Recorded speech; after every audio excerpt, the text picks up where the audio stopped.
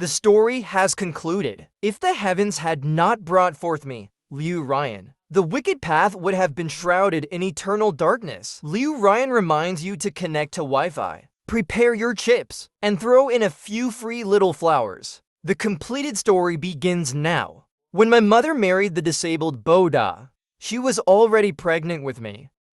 But for the sake of the substantial bride price, my grandfather hid this fact. On the wedding night, my mother knelt before Boda and confessed the truth. She begged Boda not to annul the marriage or call the police. She promised to leave after giving birth to the child and repay him double. Boda remained silent for a moment. He took his blanket and went to the next room, leaving behind one sentence. Then stay. That sentence gave me a chance at life and saved my mother for the rest of hers. I was born in a small coastal town. The town's most notable trait was its preference for boys over girls. When a boy was born, from the moment the family returned from the hospital, people in town would gather at the house, eating, celebrating, and sharing the joy. It was as lively as a festival. When a girl was born, the lucky ones who survived were often given cheap, meaningless names. They were raised haphazardly at home, waiting to be sold off for a price. And fortunately, I was one of them. So was my mother. But she was rebellious by nature, unwilling to live by society's rules. From a young age, she vowed to carve out her future through education. However, that dream was crushed when my grandfather tore up. The moment my grandfather tore up her college entrance exam admission ticket, her dreams shattered like bubbles. My grandfather arranged a job for her at a textile factory, where she could earn 600 yuan a month, more than what he made ferrying boats, and more stable. It was said that during that time, our house echoed daily with the sound of my grandfather and my mother screaming at each other. He accused her of being an ungrateful wretch. Despite the hardship he endured to raise her, she retorted that her life was not an extension of his ambitions. In the end, my mother relented when my grandmother, bruised and tearful, begged her to compromise. People often say that in conflicts between parents and children, it's always the parents who end up compromising because they seek security for the future and want to recover their sunk costs. But with my mother, it always seemed like she was the one to concede. The job at the textile factory was monotonous and draining, but my mother, unwilling to lead a dull life, set out to be the most glamorous worker there. According to the aunties, she was always dressed in the trendiest floral shirts, adorned with small trinkets she scavenged from who knows where. No matter where she went, people would envy her and stare at her for a long time. As a result, new troubles began to find their way to her. Several families took a liking to my mother. They said her wide hips would bear sons, that she was annually recognized as a model worker, hardworking, and earned good money. Some even said she was smart. They said if she were married, she'd definitely be great at household chores. My grandfather was overjoyed, as if a long-term investment had finally paid off. He began raising his asking price, boasting to the matchmakers about all the inexplicable virtues my mother supposedly had. According to my mother, it was the first time in her 19 years that she had heard so many compliments. But she didn't let those insincere praises cloud her judgment. She remained steadfast in her rebellious persona. The Wang family's pockmarked boy was too ugly. The Ji family's son was too poor. The man from the Zhao family on the west side of town, well, he was passable in looks, but he relied on his family's wealth, spending his days drinking and gambling. My mother didn't fancy him either. One thing led to another, and soon everyone in town knew that the Liu family had a daughter with high standards and a sharp tongue. This infuriated my grandfather, who huffed and puffed in rage. After comparing 3 families, he took matters into his own hands and accepted someone else's bride price. He declared that when the time came, my mother would be sent off in a bridal sedan chair. By then, she already had a lover. He was a performer who had come to our town. I've seen photos of him. His curly hair was tied loosely at the back. He wore a plain white undershirt, and a cigarette dangled from his mouth, a sharp contrast to his face, which was more delicate than a woman's. But that man, named Lu Qiu, was just like his name suggested, a drifting waterweed unable to take root. Their love story had barely begun when he followed the sea breeze and drifted away to distant shores. It said my mother had planned to leave with him, but the townsfolk caught her and brought her back. This small, shabby town had an uncanny way of banding together at moments like this. They believed that my mother, as a woman of the town, shouldn't run away with someone else. And fortunately, her marriage to the Zhao family's rogue never came to fruition, because she was pregnant with me. When my grandfather heard the news, he was furious beyond measure. He wanted my mother to have an abortion, but since the family worshipped a Buddha statue at home, he feared the sin of taking a life would fall upon him, so he resorted to threats and persuasion, trying to make my mother keep it a secret. But my mother didn't want to abort me. She said, at that time, she made up her mind.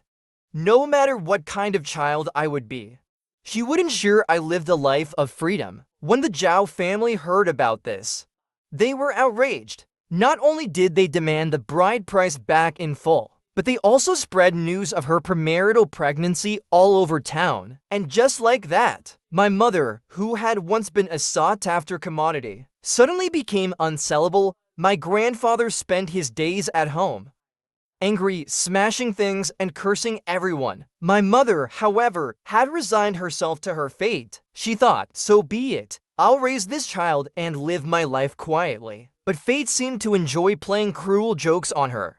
Fell ill during the 3rd month of my mother's pregnancy. The medical and surgery fees were terrifyingly expensive, but without treatment, death was certain. During that time, even my usually irritable and hot-tempered grandfather grew unusually quiet, spending his days sighing by the window.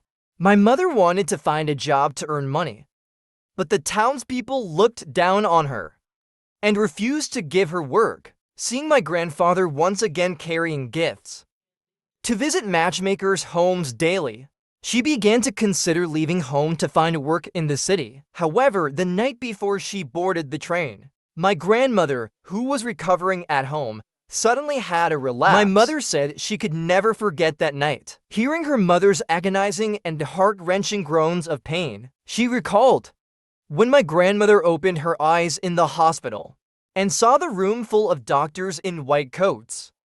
The first thing she did was insist that she wasn't sick and demanded to go home no matter what.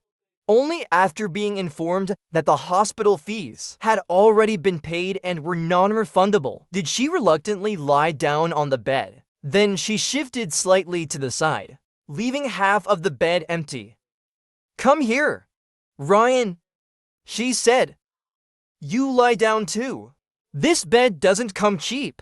When my grandfather rushed to the hospital, for the first time, a hint of panic appeared in his expression. My mother said she found it strange this was the same man who smoked, drank, and indulged in all kinds of vices without remorse. Grandfather would often curse my grandmother for not bearing him a son. Yet, when she fell ill, he panicked like a child. In the hospital corridor, grandfather admitted his mistake to my mother for the first time. At over 50 years of age, he knelt down, clasping his rough hands together as he bowed repeatedly. He begged my mother to grant his request. He said, "I found a good match for you." The person was from the neighboring town, with good qualities in many aspects, but they had lost their parents in a car accident and were deaf in one ear. As for my pregnancy, my mother, for the first time, looked down at him from above, without any satisfaction of revenge. She could only see the white hair on the back of his head and his hunched, protruding spine. The oppressive silence spoke volumes. My mother sighed deeply, saying she neither wanted nor could lie. The kneeling man wiped his face, shuffled forward, and grabbed her pant leg. The doctor said, "There's bone marrow from your mother that can be used right now. If we don't do the surgery, that person might, like smoke, disappear. Just think of it as pitying your mother." Even if it's a lie, let's save her life first. My mother sighed again, without further arguing, and silently returned to the hospital room, saying she needed time to think. For once, grandfather did not erupt in anger. He only nodded slightly, then slumped to the ground in defeat. My mother later said, that was how he looked. He looked like a shrimp with its vein removed. Back in the hospital room, grandmother, rarely seen sitting upright, called my mother over. She pressed a ticket, seemingly lost and found, into her hand. Patting her hand with a smile, she said, Ryan, take this and leave. Humans are strange creatures. No matter how many beatings she had endured before, how much injustice she had suffered, she had always held back her tears. But now, with just those few words, she was reduced to uncontrollable sobs. My mother carefully put away the ticket, then gently coaxed grandmother to sleep. Later, my mother told me, grandmother had never left home, and she couldn't read. She didn't even know that the expired ticket had become permanently invalid. The night we rushed grandmother to the hospital, my mother still married into the family from the neighboring town. The man was Boda, a middle school teacher, who wore glasses, looked gentle and refined, and spoke with measured grace. I guess he must have been the model good child in his youth. And fortunately, my mother forbade me from calling him dad. She said our entire family owed him a life debt, and thus had no right to call him family. I could understand this, so I called him Boda. My mother and Boda's wedding was simple, like the partnership games I used to play in primary school. A stamp at the Civil Affairs Bureau, followed by a few meals shared. And that was it. On the wedding night, my mother knelt on the ground. She confessed everything about me to Boda. She said she understood there was no way to justify her actions, and only begged for his kindness to not report it to the police. She promised she would repay him, even if it meant working like an ox or a horse. After giving birth, she would leave to work and pay back the dowry money doubled. The light reflected off Boda's glasses, making it impossible for her to read his expression. After a moment of silence, a soft sigh came from above her head. Then stay, he said. After that, Boda took a quilt and went to sleep in the side room. Boda was different from my drifting, rebellious biological father.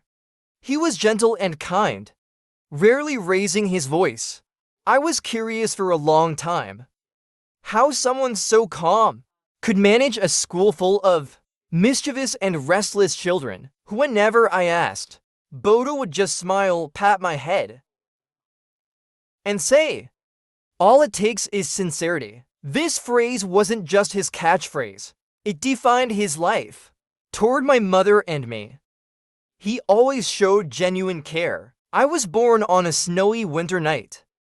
At that time, Boda had just finished supervising evening classes. When he got home, he found my mother's water had broken. Panicked, he quickly called for emergency help. But unfortunately, there had been a disaster in the town that night, and the few available ambulances were all requisitioned. Caught in an inescapable situation, a flustered Boda watched as my mother prepared herself to head to the hospital. Determined, she rose to her feet, and with a fleeting glance at him, set out resolutely. She gritted her teeth and got into the driver's seat of the family's old Charlie car. According to Boda, he was genuinely terrified at that moment. The moment he touched the steering wheel, images of the car accident from years ago flooded his mind. But he also said he couldn't let his fear stop him from helping my mother. Both my mother and I have always said he's the kind of good-hearted person who never minds taking losses. He would just shake his head, smile, and say that he only seeks to live with a clear conscience. After I was born, a new problem arose, naming me to register my household. My mother hesitated again. Her plan was simple. Once the registration was done, they would get a divorce, send me back to our hometown, and she would leave to work off her debts. But Boda shook his head, pulled out a Xinhua dictionary from somewhere, along with some small clothes he had prepared for me. "She's your child. Let's give her a name first," he said. My mother looked at him, biting her lip, and whispered an apology. Boda shook his head again, saying it was fine. He had dealt with children for years, and he could raise me well. He said my mother had endured enough hardship in her life, and he didn't want me to follow the same fate. In the end, they didn't divorce. Over a meal, I took my mother's surname, Liu, and was given the name Liu Yu. Boda laughed heartily at this choice. The next day, he went to register my household name, and just like that, we became the world's strangest family of 3. As for my mother's wish to go out and work, Boda simply said, "Who would take a long, grueling trip lasting over 10 hours right after postpartum confinement? Going to an unfamiliar place to work isn't a good idea." Eventually, this reasoning evolved into the idea that I needed care and attention. In the end, the matter was resolved when Boda arranged a job for my mother as a music teacher. Her salary, after covering food expenses for her and me, was handed over entirely to Boda to help repay debts. My mother often joked with me, saying, "Boda wouldn't let me leave because he was afraid I'd run off and leave you behind, making him lose all his investment." Looking at Boda preparing lessons in the study, I shook my head. I knew he was just trying to spare her from suffering. Since childhood, I'd really liked Boda. He was nothing like my mother. He was gentle, attentive, and his cooking was delicious. If not for his firm decision to veto my mother's idea of cooking meals as repayment for favors, my childhood might have been much more chaotic. So I never fully understood why my mother insisted on not letting me call Boda dad. Later, after being spanked for asking too many questions, I naturally stopped daring to insist. Boda, however, never minded how I addressed him. Whenever the neighbors brought it up, he would adjust his glasses and explain with a smile, "I'm happy the child calls me that. It feels close, doesn't it?" But as I grew older, I began to grow curious about my biological father. One day, I asked my mother, what kind of person was my real dad? She casually tossed me a photo album and told me to look through it myself. Then, I saw that photo. Although the edges had turned yellow with age, it was still clear enough to tell. The man had a circle of crow tattoos around his wrist, or typical pretty boy. After looking at it, I tossed the album aside in disgust, turned to Boda and said, "He's not as good looking as you." Boda, rarely caught off guard, raised an eyebrow and then pointed to the photo, looking at me in mild surprise. "Really?" "Yes," I replied firmly. "He looks like a corpse. If I had to choose, I definitely want you as my dad." Hearing my words, the corners of Boda's mouth subtly curved up. He patted my shoulder gently and, without saying anything, turned and walked into the kitchen. That night, 2 large drumsticks mysteriously appeared in my bowl. My mother complained, saying he shouldn't waste money on me and that he should save it for himself. As she spoke, she transferred the 2 chicken wings from her own bowl to Boda's. She even reached over to take one from mine, but Boda secretly winked at me.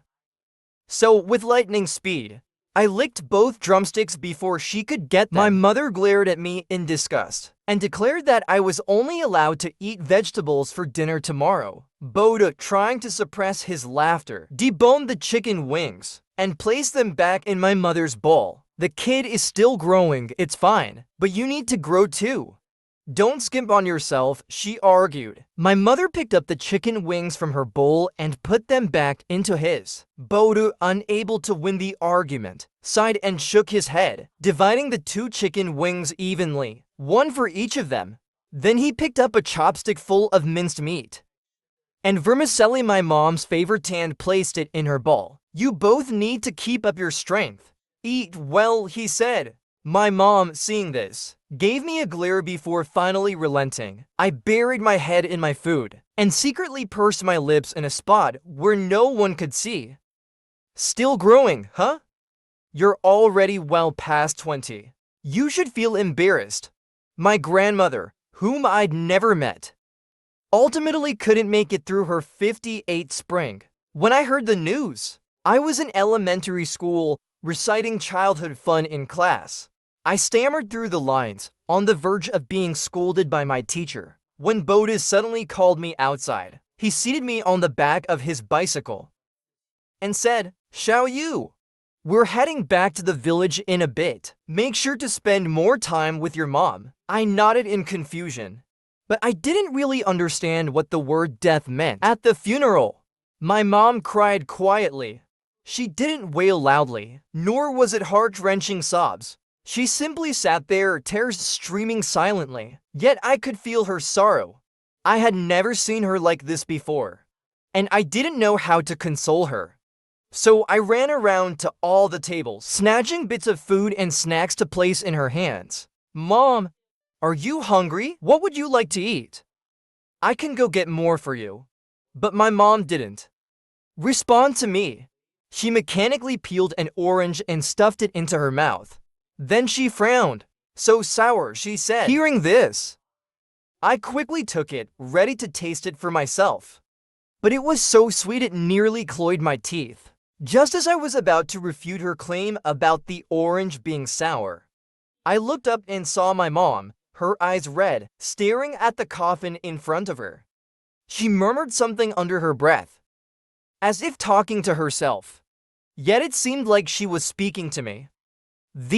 From now on, Mom doesn't have a mom anymore. I didn't know what to say. I could only stand on tiptoes and wipe her tears, letting her squeeze my hand until it hurt. Not far away, Uncle Bo was discussing burial arrangements with my grandfather and the other men. At that time, there were two popular burial methods in the town: sea burial and earth burial, but women usually chose the latter. The fishermen firmly believed that scattering a woman's ashes into the sea would bring misfortune to the fishermen. Thus, generation after generation of women denied freedom in life remained bound to this land even in death. Grandpa insisted on an earth burial. Mom argued for a sea burial. Their quarrel ended in silence. Mom was resolute in her belief that Grandma's entire life had been confined to this small town, just like her, unable to be free. So now she was desperate to take her mother away from this cage. This emotion intensified as she clashed with her own father late into the evening. The argument reached its peak during a meal shared in solitude. "I don't want this land to trap my mother forever. Is that wrong?" She put down her chopsticks, turned her face away, unwilling to let her tears fall. Grandpa didn't respond. He just silently shoveled food into his mouth. The sharp clatter of chopsticks against the bowl was clear and jarring, like an awkward attempt to ease the tension in the eerie atmosphere. "If her ashes are scattered into the sea, I won't be able to find her anymore." Grandpa's words were soft, but they plunged the room into even deeper silence. In truth, I knew. Among Grandma's belongings was a final letter. It contained strange symbols only my mother could decipher. Mom said most women here didn't know how to read, so they used these symbols to communicate with one another. In that letter, it was written that she wished to be buried alongside Grandpa. I understood. Mom wasn't willing to accept it, not just for Grandma, but for herself, and for the unfairness of this sea and land. In the end, this drama once again concluded with Mom's concession. After the funeral, Uncle Bo arranged for Grandpa to stay in a nursing home. Mom said it wasn't necessary. "Let him fend for himself," she said. Uncle Bo shook his head. "Better to spend money now than to burden you with care later." Mom sighed deeply. She said she always felt as if, over the years, she hadn't repaid much. Instead, she owed even more. Before leaving, Grandpa held Uncle Bo's hand tightly. He knelt heavily, bowing his head to the ground several times with a loud thud. Then he took out a cloth bundle. Inside was 38,000 yuan, his savings from half a lifetime of toil. He pressed the money into my mom's hands. She didn't want to accept it, but her outstretched hands couldn't manage to return the cloth bundle. When I was in middle school, That so-called cheap father of mine suddenly struck it big. His band became an overnight sensation in the country, and his good looks made him a media darling. He became an idol to many young people. As for me, I became the subject of envy and even jealousy because of my face, which resembled his. Liu Yu. Are you Liu Qiyu's illegitimate child? Yeah. I heard you never call Mr. G dad. And you even used teacher Liang's last name. The ones teasing me were the most notorious clique in our class. The ringleader was named Ren Guang, a troublemaker who played sports. From the first day of school, he and I didn't get along. I ignored them, silently organizing my things at my desk. Honestly, if I had a choice, I'd never want to share his face. It makes me dread every glance in the mirror. But Ren Guang clearly didn't plan on leaving me alone. He and his buddies began spreading rumors about me without restraint. If I didn't fight back, he became even more aggressive. If I resisted, he backed off for a while, only to return with greater vigor when things cooled down. It was a vicious cycle I couldn't escape. Most of the classmates were immersed in their studies, ignoring him completely. But rumors are like that. Once a small group starts paying attention, they spread like cancer cells, eventually devouring everything tied to their origin. Uncle Bo noticed something was off with me, asking a few times, but I brushed him off every time. He and my mom already had enough to deal with. I didn't want to burden them with trivial matters like this. Illegitimate child, what are you doing? Don't call me that. I slapped away Ren Guang's hand as he tried to play with my hair. Then I calmly turned the pages of my book. I heard something really funny, he said. My mom told me. You were born just a few months after your mom got pregnant. Are you really an illegitimate child? He grinned as he spoke, his eyes scanning me up and down, like he was searching my face for some flaw. I fought to suppress the turmoil inside me, rolling my eyes at him. Then I grabbed my bag and prepared to leave. But Ren Guang wasn't ready to let it go. With a mischievous smirk, he followed me. I mean, your mom cheated on Mr. G so blatantly. Does that mean you'll follow in her footsteps? Anyone who marries you in the future is doomed. They have to get a paternity test for their kid right away. I'm warning you, I said, my voice trembling with anger. The warning didn't work. My agitation and frustration seemed to act as fuel for his excitement. He clicked his tongue in mock helplessness, then reached out to pat my shoulder, squeezing it hard twice. What's wrong? Is the little illegitimate child getting anxious? Are you about to cry? The people around him, as if receiving some kind of signal, burst into a peculiar fit of laughter. Then they blocked my way, forcing me to stay in the same space with him. The oppressive atmosphere made my whole body uncomfortable, and even breathing became difficult. Ren Guang's hand moved to my face, his gaze turning strange. He patted my cheek with a smug grin, then in a mocking tone, made a shameless joke. People say daughters take after their mothers. Are you the same? How about this? You have a kid with me. Then find some sucker like Mr. G to raise it. Don't worry, I won't tell anyone. I just want to try it out for fun. Before I knew it, blood was spilled, with a loud crash. The group laughing and watching suddenly scattered like startled birds. Ren Guang lay on the ground, clutching his head and convulsing. Blood seeped through his fingers, dripping steadily. I stood frozen in place, the thermos in my hand smeared with blood. By the time Uncle Bo arrived, Ren Guang had already been taken away in an ambulance. I watched him stride quickly toward me, my heart racing wildly. I didn't regret cracking that bastard's head open, but I worried this would cause trouble for Uncle Bo and my mom. Of course, I was even more afraid Uncle Bo would hate me. Although Ren Guang's words were outrageous, Uncle Bo truly had no obligation to treat me well. From a societal standpoint, I was nothing more than a burden with no blood relation to him, a complete outsider. The only reason he treated me kindly was because he liked my mom. Now, after what I'd done, he probably wouldn't want me anymore, right? Forget it. I'll just go live with Grandpa. I resigned myself to this thought, building up the courage to face whatever came next. Uncle Bo soon stood before me.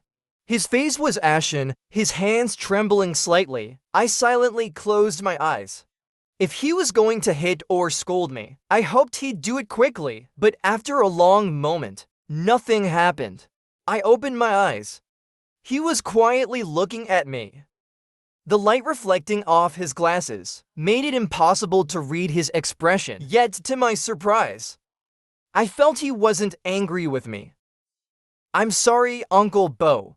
Thinking of those filthy insults, I couldn't bring myself to fully explain the reason behind the conflict. Even I had lost control when I heard those words. I didn't want Uncle Bo to feel hurt. He sighed softly at my words and said nothing more. Then he patted my head. "Feeling wronged, do you? I know you're not that kind of child."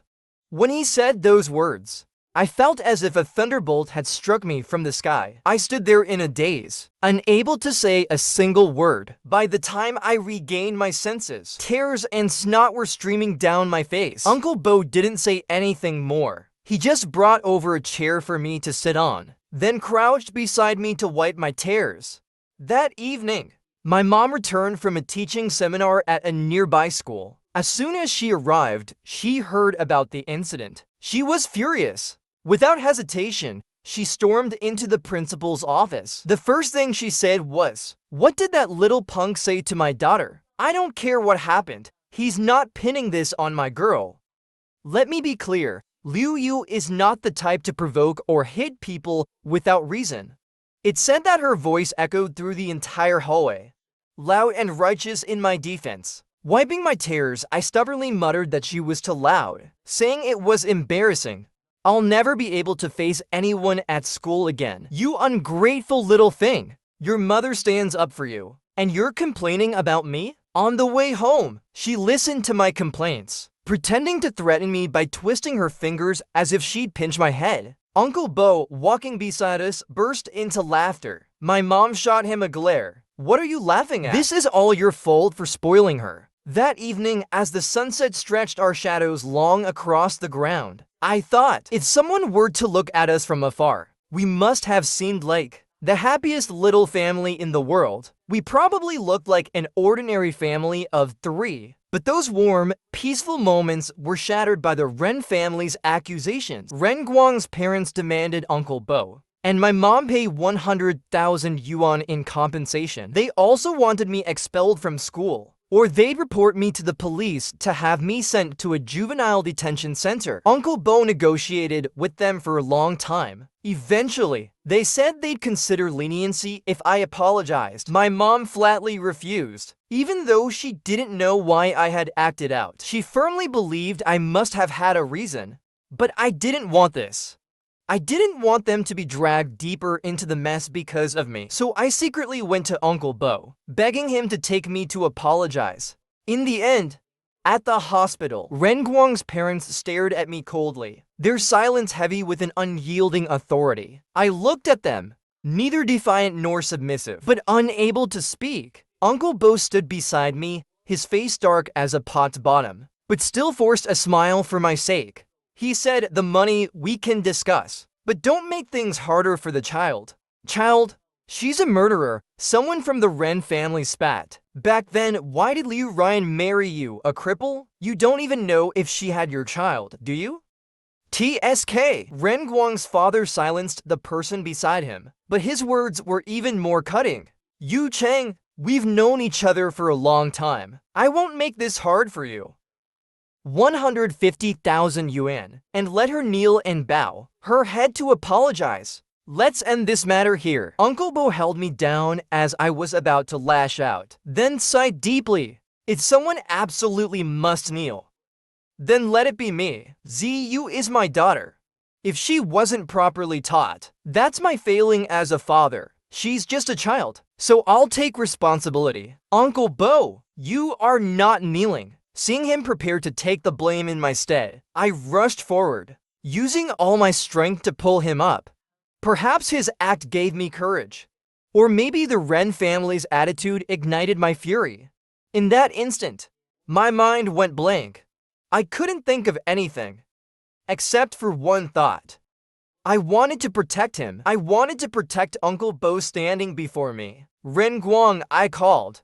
This was between you and me originally. If you insist on involving the adults, then repeat everything you said to me before right here and now. Do you dare? Caught off guard, Ren Guang, hiding behind his parents, flinched. He then quickly turned his head to the side. Say it, I pressed. Why won't you? Are you afraid? Afraid of what? Son, his mother chimed in. Say it. Mom's here to back you up. Why are you tugging on me? Just say it. Sensing something was wrong, Ren Guang's father nudged him with a complicated expression. I looked around and noticed people nearby turning their heads to watch, raising my voice to make sure everyone heard me. If you don't dare say it, then I'll say it for you. I remember every word clearly. Clearing my throat, I prepared to speak, determined to reveal the truth. After clearing my throat twice, Ren Guang's father awkwardly pursed his lips, then waved his hand dismissively. Suddenly, he put on a smile. Don't be angry. Kids, roughhousing doesn't need to feel like a courtroom trial, right? No need for kneeling or apologies between kids, he added. Uncle Bo quickly seized the moment, replying, Exactly. Seeing this, I immediately chimed in. And there's no need to pay 150,000 yuan either. The hospital incident ultimately fizzled out. At school, Ren Guang had always relied on his size and strength to act like a bully, and there were enough people who disliked him to circle the earth twice. So when this incident happened, the classmates he had previously tormented finally mustered the courage to speak out. They submitted written accounts detailing the cause and process of the event. More righteous and passionate classmates joined in, condemning Ren Guang openly and energetically. Calling him a thug was putting it mildly. Eventually, Ren Guang had to taste the bitter fruit of his own actions. In the end, under my mom's and the entire school's strong protest, Ren Guang was transferred to another school. Of course, we didn't pay a single cent in compensation. After everything was settled, Uncle Bo and my mom gave me a day off, taking me to the newly opened mall to have a full day of fun. That evening, when we returned home, I hugged my newly bought doll tightly, thinking back to that day when Uncle Bo stood in front of me. My nose tingled slightly with an ache of emotion. My mom walked into my room, saw me secretly wiping away tears, and didn't say a word. She simply tucked the blanket gently around me. If only Uncle Bo were my dad, I thought to myself. Then I smiled. I realized I was pretty lucky after all. During the high school entrance exams, I performed exceptionally well and got into the best high school in the city. At first, I was reluctant to leave home, but as soon as Uncle Bo and my mom heard that, they made a swift decision. You're going, they said. Absolutely. To make things easier for picking me up and dropping me off, Uncle Bo sold the family's old car and bought a new one. He even convinced my mom to take a driver's test during the summer break. Just like that, I was all set and shining as I headed off to high school. When helping me set up my dorm room, Uncle Bo and my mom worked together seamlessly. Their striking handsome man and beautiful woman duo drew plenty of attention. After they left, my bunkmate pulled me aside, her eyes sparkling with excitement. Your mom is so stylish, and your dad is so tall and handsome. I struggled to hold back my laughter, but I couldn't help lifting my head a little higher with pride. Of course. In my heart, I thought, my mom and dad are the most amazing people in the world, at least here. In this moment, I could secretly indulge in the dream of calling them that. Maybe because the new environment brought new, normal people into my life. My high school experience, even though far from home, turned out to be surprisingly smooth. Though far from home, it was still a comforting life. Don't underestimate Uncle Bo as just a middle school teacher. He knew everything from astronomy to geography. There was nothing he didn't understand. With his guidance, my once average grades began improving by leaps and bounds. At a parent-teacher meeting, when my homeroom teacher realized Uncle Bo was my guardian, she immediately nodded knowingly. She even pulled him aside after the meeting for a long conversation. It was only later that I found out Uncle Bo had once been a senior teacher at this very school. If not for a car accident that left him deaf in one ear, he might have already become the department head. I asked Uncle Bo, "Did my mom and I hold you back?" He smiled, bought me a candied hawthorn skewer, and shook his head. After the accident, I was so down that I couldn't pull myself together. I thought I'd just let everything go. The elders couldn't bear to see me like that, so they started arranging blind dates for me, hoping it would help me move forward. At this point, Uncle Bo sighed deeply. When Ryan told me she was pregnant with you, I actually felt relieved. I thought, if I can provide a safe place for you two, then maybe I still have some worth. But later on, you two became a part of my life. You. Don't ever think of yourself as a burden. You and Ryan are the most important family I have. Those words made me want to cry, but I also felt it was a little embarrassing to do so. So I turned my head and stubbornly held back my tears. Uncle Bo is a good man. That's the truth. But I feel that calling him a good man doesn't fully encompass who he is. He has his own little quirks, his subtle, unspoken feelings. Like when he gets secretly annoyed at my mom's lock screen update, showing small details about my biological father. Or when he pretends to be mad, frowning sternly, because I made a silly mistake on a physics problem. And when my mom gets upset after receiving a call from Grandpa, he quietly sighs, all while trying to cheer her up in his own gentle way. I can see it clearly. Uncle Bo likes Liu Ryan, but Liu Ryan doesn't see it. Even though the Ryan tree in the yard has grown taller than the roof of the house, she still doesn't notice. Later, I began to think, maybe she does notice. Maybe she just doesn't dare to believe it. She always feels like she owes Uncle Bo too much, and until she repays that debt, she doesn't think she's qualified to face him as an equal. But Ryan, if you just look down, you'll see that Uncle Bo has carved his love for you into every corner of your shared life. I used to think that their feelings for each other would gradually deepen as time went on.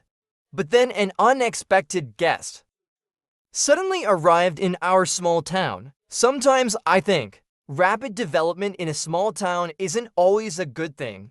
Recently, our seaside town became incredibly popular. Muzi transformed into a tourist hotspot.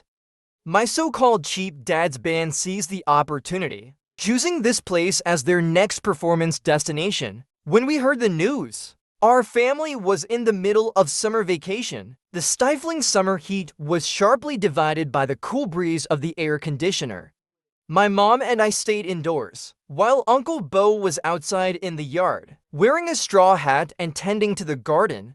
GGO, forget it. My mom hesitated for a long time, but ultimately couldn't bring herself to say anything. Uncle Bo was jealous. And not just a little, he was seriously upset. Seeing this, I mischievously suggested, "Why don't you just call him hubby? I guarantee it'll cure everything." The next second, I was dragged back inside by my ear to face the mountain of summer homework awaiting me. I swear, I don't have any connection with him, my mom said, sighing. At the dinner table, Uncle Bo remained silent, his eyes even showing a hint of melancholy. I sighed quietly, silently praying for them to open their hearts to each other soon. But the heavens seemed to enjoy playing tricks on us. Just as their relationship began to ease, Lu Qiu showed up. Thanks to my unfortunate resemblance to him, he recognized me instantly as his child. His hands trembled with excitement. And when he saw my mom, his eyes turned red and tears began streaming down his face. "Ryan," he choked out, "I didn't know. We had a wonderful child." But my mom ignored him completely. She glanced back at Uncle Bo like she was preparing for battle. He adjusted his glasses and quietly slipped into the house. Lu Qiu seemed like he had more to say. He stepped forward, trying to grab my mom's hand, but she shook him off forcefully. "I'm warning you," she said. "Don't come here and disturb my life again." "What happened back then was a misunderstanding," he pleaded. "I thought you had fallen for that nouveau rich guy. And that's why I left, heartbroken. I only just found out recently I was wrong." "Ryan, can we start over? Can we just forget about the past?" "No," she replied coldly. "As you can see, I'm already married. My husband and I have a great relationship. So please stop being a nuisance." "I know everything," he insisted. "You only married him to save your family with the dowry money. I'll pay that money back for you. He's just a cripple." Before he could finish, my mom slapped him hard across the face. He clutched his cheek, his eyes wide with disbelief. I anxiously glanced toward the house, afraid Uncle Bo might have overheard. "Lu Qiu," she said.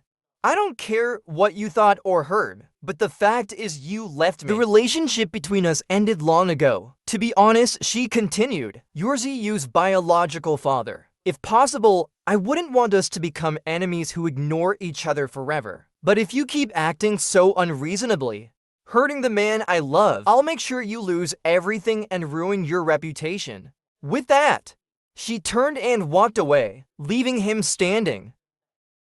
They're speechless, under Lu Qiu's shocked and hurt gaze. My mom turned and walked back into the house. Before leaving, she didn't forget to turn back and issue another warning. "You know me," she said. "I always keep my word." Honestly, I couldn't understand. My mom had already made her stance crystal clear last time. Why couldn't Lu Qiu just let it go? On the third occasion when he camped out by our house and was chased off by my mom with a broom, he decided to shift his attention to me. "Ziyu," he said, "is there anything you want? Daddy will buy it for you." Maybe stop calling yourself that," I replied. "It's giving me goosebumps." Ignoring my protest, he led me into the most extravagant and gaudy store in town. He ordered a barrage of items off the menu, apparently based on someone else's preferences. He smiled at me, putting on a doting expression that didn't match his sharp features at all. It was so out of place, it gave me the chills. "Honestly," I said, "I think the past. You don't have to stay stuck there. Wouldn't it be better to just move on and live your life?" "Kid, you don't understand adult matters," he replied dismissively. Lu Qiu ignored my advice, lost in his own world. Seeing that persuasion was useless, I didn't bother continuing. If he wants to pester me, so be it, I thought. At least it gives Uncle Bo and my mom some space to have a proper heart-to-heart. Who knows, he might even end up being the catalyst for their relationship. I figured I might as well take advantage of this and enjoy a few good meals. Just as that thought crossed my mind, I noticed a crowd gathering outside the restaurant for some unknown reason. There were people with massive cameras, pointing them through the glass and snapping shots like crazy. Sensing something was off, Lu Qiu tried to shield me. But some bold individuals barged in, jostling for a clear shot of my face. "Mr. Qiu, is this your illegitimate child? Mr. Qiu, did you specifically come here to perform so you could visit your wife and daughter?" One question after another came at us like a barrage of bullets. I was completely unprepared for this scene. Frozen in place, clueless about what to do. I even forgot to cover my face. Just as I was panicking, a jacket was thrown over my head, shielding my face. A familiar scent filled my nose. "Lu Qiu, you're such a bastard." Uncle Bo's voice rang out, filled with a fury I had never heard before. I peeked out from under the jacket to see. He was grabbing Lu Qiu by the collar, his eyes blazing with anger. "This is none of your business," Lu Qiu said coldly. "It's a matter of my family." The reporters witnessing this scene looked on with eyes sparkling at the prospect of a headline-worthy story. Uncle Bo clenched his teeth, his fists bulging with veins, but he restrained himself from striking. I knew he was holding back for my sake. What a fool! Ever since Lu Qiu showed up, Uncle Bo seemed to spiral into a strange circle of self-doubt. In his mind, my mom and Lu Qiuyu had only been separated by a misunderstanding. Now that the misunderstanding was cleared and the debts were repaid, he believed that if she refused to see Lu Qiuyu, she'd eventually take me and leave to pursue her true love. He's such a fool. He can't see the roses planted by Ryan under the Ryan tree. Every single one of them represents him. He's such a fool. He doesn't realize that in my heart, there has always been only one father, and that's him. But that's just how Uncle Bo is. Quietly giving his all, only to wave it off during the harvest and say, little trees sprout because of their own efforts. The credit shouldn't go to me. Thinking of this, I pulled the jacket off my head, walked forward, and grabbed his hand, just like the time years ago when he dragged me home from the internet cafe. Firm yet gentle, with a touch of exasperated love. Mr. Lu Qiuyu, I said. Thank you for agreeing to help me record a birthday video for my friend. I'm sorry I didn't tell my family beforehand, which led to my dad misunderstanding. Sorry for the trouble. As I spoke, I winked at Uncle Bo and smiled as I added, Dad, everything's been cleared up now. Let's go home. The story about me being an illegitimate child never got exposed in the end. I suppose Lu Qiuyu must have had a change of heart and pulled some strings behind the scenes. In the end, I still couldn't bring myself to call Uncle Bo Dad.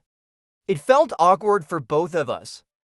He waved it off, covering his face with slight embarrassment, and said, just keep calling me Uncle Bo. Bo Yun, Uncle Bo, it's all fine. After his performance, Lu Qiuyu left the town without a farewell speech, but the house began receiving occasional anonymous gifts. My mom was thoroughly unimpressed by them. Every time, she would promptly list them on a second-hand auction site.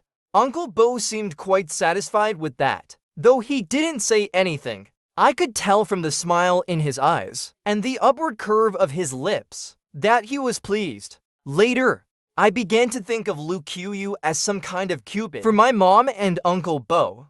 Every time he showed up, their relationship seemed to grow closer. It seemed like even Lu Qiuyu himself noticed this. He started sitting in our yard, drinking and whining like a sore loser. But unfortunately for him, neither my mom nor Uncle Bo paid him any attention. In the end, it was always up to me. I'd say, that's enough. Go home already with your antics. If you keep this up, I might end up with a younger sibling or two. Ziyu, your dad's heart is bitter. He'd cry dramatically. Forget it, I don't even care anymore, I'd reply, tossing him a blanket. After a night of sulking in the yard, reminiscing about his youth, he'd catch the first high-speed train back to work at dawn. To be honest, I once asked my mom in private. I asked her if, after knowing the events of the past were all a misunderstanding, she had any regrets. She just waved her hand, gazing at the small patch of sky above our courtyard, a serene smile on her face. Ziyu, she said, before I met Yu Cheng, I had given up on myself and believed I'd never escape this small town that had trapped me my whole life. And after that, I realized that even if I didn't leave, it wouldn't matter, she replied, because I discovered that what trapped me wasn't the land, it was people. I could mostly understand her words, but not entirely. I just nodded as if I completely got it. When I got into college, I moved to a city far from home. My mom was thrilled. That's how a woman should live, she said, going wherever she wants. Uncle Bo agreed on the surface, but after 2 glasses of wine at the farewell dinner, he began to tear up. On the day I left for college, he packed me with an overwhelming number of things, even slipping his bank card into my pocket. My mom teased him for worrying too much. But when we said goodbye at the station, she turned away to hide her teary eyes. Later, I found a job in the city where I had studied. After saving enough to buy my first apartment, I suggested bringing them to live with me. But both of them refused. They said they couldn't bear to leave the little courtyard and the Ryan tree. I nodded, signaling that I understood. Still, I left a room for them in my home. I heard that after Uncle Bo retired, he became obsessed with chess. Whenever he met someone, he'd pull out his phone and brag about me, saying, "Look what my daughter bought for me this time." He'd go on, to the point where the other old men would get annoyed just seeing him. In the end, my mom passed away before Uncle Bo. After she left, I brought Uncle Bo to live with me, to help him adapt. I even placed a fake tree on the balcony, so he could sit under it whenever he wanted. But Uncle Bo didn't seem happy. At first, I didn't understand. Later, I realized he still couldn't let go of the Ryan tree by the harbor. So, holding back my sadness and worrying, I sent him back home. The moment he returned, the old man finally smiled. He gently ran his hand over the weathered grooves of the Ryan tree, standing there silently for a long time, lost in thought. In the end, Uncle Bo's life came to a quiet end in his beloved courtyard. On a sunny afternoon, he sat peacefully in his rocking chair, smiling. And then, without warning, he fell asleep and never woke up. People said this was a good death.